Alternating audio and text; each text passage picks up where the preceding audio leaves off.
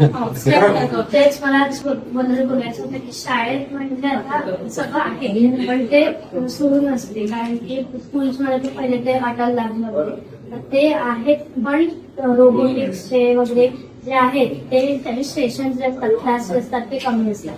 Plus स्कूल्समध्ये टीचर्सला काय असतं, specific short time असतो, त्याच्यात टीचर्सवर खूप बर्डन येते, त्याच्यामुळे स्टुडंट्सवर पण येते. तसं नको, असं वेगवेगळे इंटरॅक्टिव्ह सेशन्स वगैरे पाहिजे स्कूल्समध्ये, पण ऍटलिस्ट वीक मधून एकदा. प्लस एक माझी रिक्वेस्ट आहे की स्कॉलरशिपची एक्झाम असते ना फिफ्थ मध्ये मॅथ्सची, आता मी 6th मध्ये आहे, पण त्या स्कॉलरशिपच्या एक्झाम मध्ये महाराष्ट्र बोर्डच्या यांना आणि गव्हर्नमेंट स्कूल्सला हे स्कॉलरशिप वगैरे भेटते. पण आता सीबीएसई वाल्यांना देऊ शकतात, तर त्यांना ऍप्रिसिएशन आणि थोडीशी स्कॉलरशिप नसली तरी चालते, पण ऍटलिस्ट ऍप्रिसिएशन. व्हेरी गुड, चालेल, नक्की विचार